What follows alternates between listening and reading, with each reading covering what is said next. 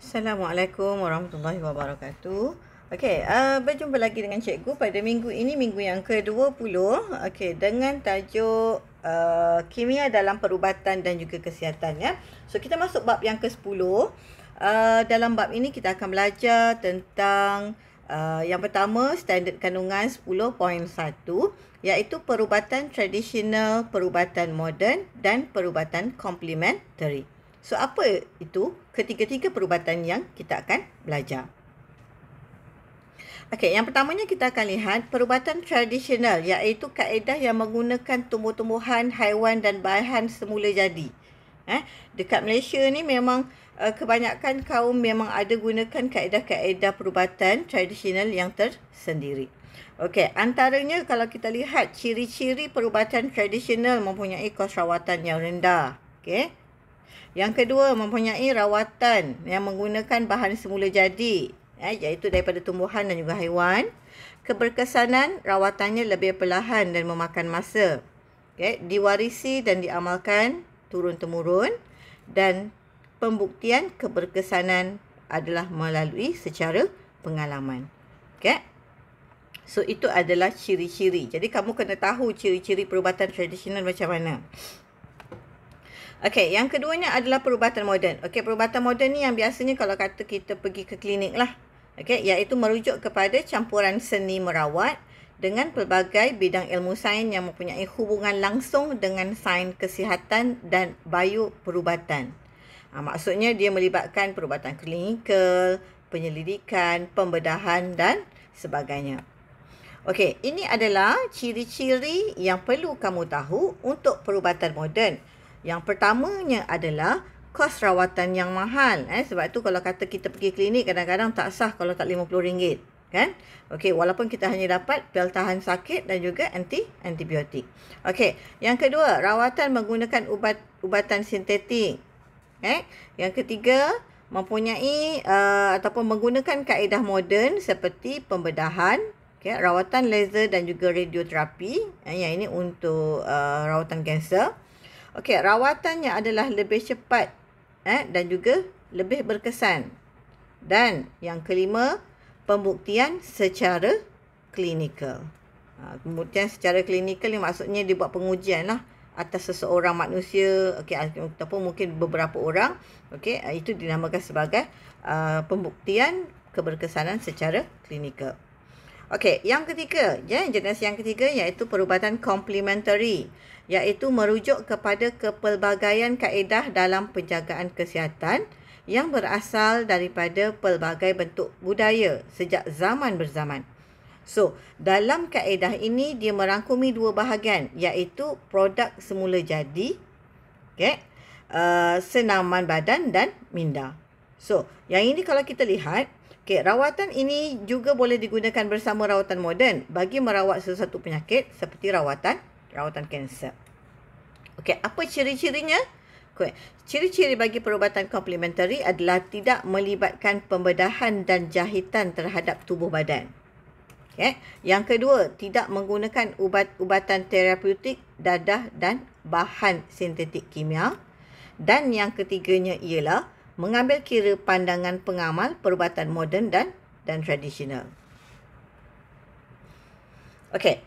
So, tadi kamu dah belajar dah tentang 3 jenis perubatan. Dan sekarang ni kita nak lihat ubatan-ubatan yang digunakan dalam perubatan tradisional, moden dan juga komplementari. Dan sebelum tu cikgu nak terangkan kepada kamu apakah yang dimaksudkan dengan ubat. Ubat ini adalah sejenis dadah ataupun bahan yang diambil untuk mengawal kesihatan, merawat ataupun mencegah penyakit. Dan kebiasaannya ubat dan rawatan ini perlu kita dapatkan daripada pihak-pihak yang bertauliah. Maksudnya kamu tak bolehlah pergi ambil sendiri. Nanti mungkin kita tak tahu dos-dos yang kita perlukan. Okey, ini adalah contoh ubatan yang kita gunakan dalam ubat tradisional. Iaitu tumbuhan dan haiwan tanpa diproses secara kimia. Apa contohnya yang biasanya kita guna? Aloe vera. Aloe vera dia punya lendir dia tu. Aloe vera ataupun kadang-kadang ada orang panggil lidah buaya. Lendir pada daun dia boleh disapu pada kulit okey, akibat selaran matahari. Selaran matahari tu yang kadang-kadang kita panggil sebagai sunburn. Ataupun terkena benda panas. Maksudnya kamu kena minyak panas, kamu terkena air panas. Okay, kamu ambil lendir lidah buaya ni, kamu sapu pada permukaan kulit. Okey, yang keduanya ginseng. Okey, ginseng ini dia lebih popular di kalangan masyarakat Cina. Okey, iaitu untuk memelihara kesihatan badan. Okey, kemudian kita ada halia. Okey, halia akan boleh mengurangkan bengkak dan juga sengal-sengal. Dan juga boleh menghilangkan angin dalam badan. Okey, seterusnya kita ada pokok bunga raya, okey, iaitu daunnya kita gunakan daunnya untuk melegakan sakit kepala dan merawat masalah keguguran rambut.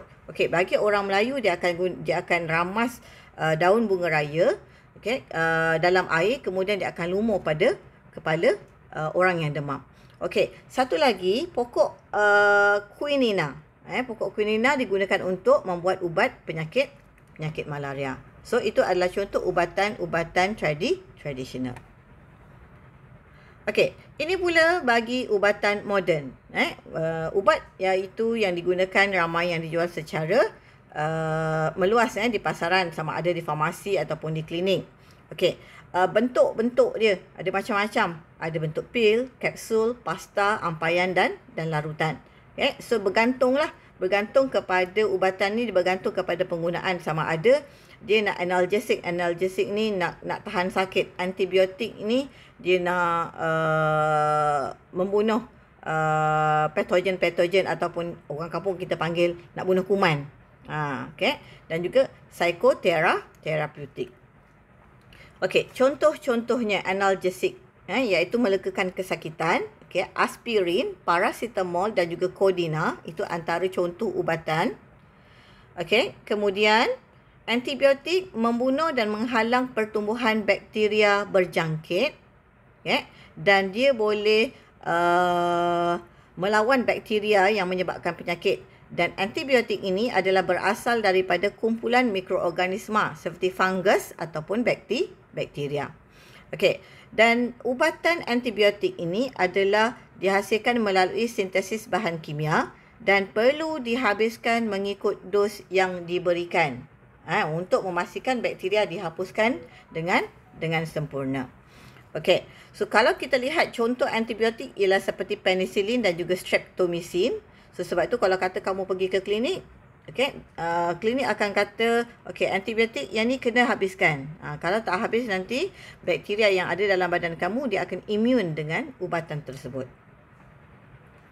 Okey, seterusnya psikoterapeutik, okey, iaitu untuk merawat pesakit psikiatrik. So pesakit psikiatrik ni pesakit apa? Senang cakap, sakit mental. Okey, so sekarang ni kita akan lihat, dia kata ubatan ini tidak boleh sewenang-wenangnya. Diambil sewenang-wenangnya dan perlu mengikut dos yang ditetapkan. Okey, kerana dia boleh menyebabkan perubahan perasaan, menyebabkan perubahan fikiran, okey, dan juga menyebabkan perubahan kelakuan. So, dia ada 3 jenis iaitu stimulan, okey, antidepresan dan juga antipsikotik. Okey, stimulan ialah ubat yang merangsang ataupun mengaktifkan kegiatan otak. Jadi orang akan jadi lebih agresif. Okey, antidepresan pula mengawal keadaan kemurungan. Contoh, imipramine dan juga amitriptyline. Okey. So, dan last sekali adalah antipsikotik iaitu ubat penenang, iaitu contohnya tranquilizer, barbiturat, dozapin dan juga haloperidol. So, kalau kata ubat antipsikotik ni sebenarnya kalau kata contoh orang sakit mental ni dia mengamuk-ngamuk. Jadi doktor dia akan bagi ubat penenang ni untuk menenangkan pesakit tersebut. Okey, so ubat komplementari pula, okey, merupakan kita lihat dekat sini, okey, memfokus usaha merawat penyakit sahaja, tetapi juga memastikan pesakit sihat secara holistik, merangkumi fizikal, mental dan juga emosi. Dan rawatan tambahan yang dilakukan bersama-sama dengan perubatan moden dalam merawat penyakit. Okey, antaranya akupuncture. Okey, akupuncture ni adalah dia akan gunakan jarum steril, jarum yang telah disteril, jarum yang telah dibasmi dengan dibasmi daripada mikroorganisma, akan dimasukkan ke dalam titik-titik tertentu pada kulit. Okey, iaitu kita panggil sebagai titik akupuncture, dan kemudian dia akan merangsang sistem saraf untuk melegakan kesakitan.